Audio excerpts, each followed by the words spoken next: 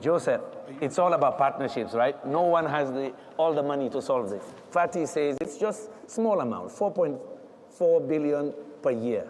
How do we build those partnerships to bring real finance to this, and what would it take? That's a big question.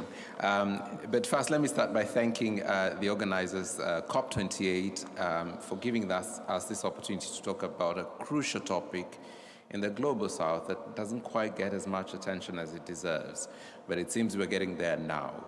I also want to thank my own team who have taken an enormous amount of personal interest in addressing this challenge, including Zeph, McKenna, and Shianda. I think when we think about this challenge, it's really important to look at it holistically. What are we dealing with? There's a technology component, there is a policy and regulation component, and there is a consumer awareness component.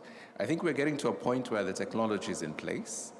The technology can now cook even my own traditional food called githeri, which takes 6 to 8 hours to cook on a 3-stone fireplace, can now be cooked with a pressure cooker very efficiently and a lot more affordably if you compare it with kerosene and you compare it with charcoal. Why do I give that example? I give that example to say that at the heart of finance is a unit economics. Can that unit economics justify a consumer going from using charcoal or kerosene to using eCooking? And the answer today with the technology we are seeing with the cost of electricity is yes. But I also want to reiterate that this is bigger than just the individual unit. If we're going to electrify our continent, there has to be adequate demand for that power.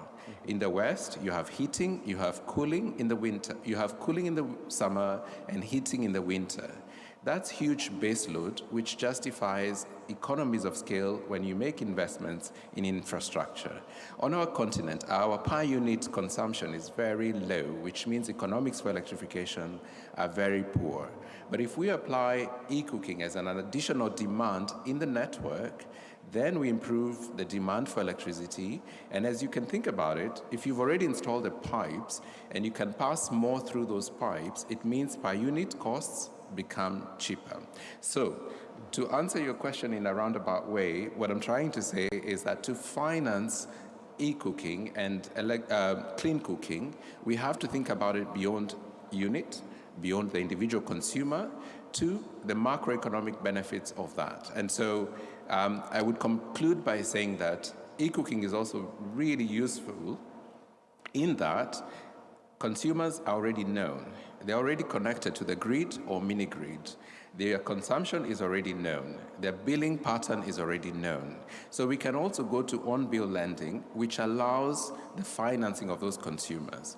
So let's think about that 4 billion, but then cut it up into what is needed in terms of philanthropic capital, such as ours, to design the programs, to design the incentives, to educate the consumers, and then the consumer part, which is financeable, so that it's not too big a bite for the world to take on. So I'll conclude by saying that a creative approach to financing eCooking, from the end user to the utility, to the appliance financing, is how we're going to get there.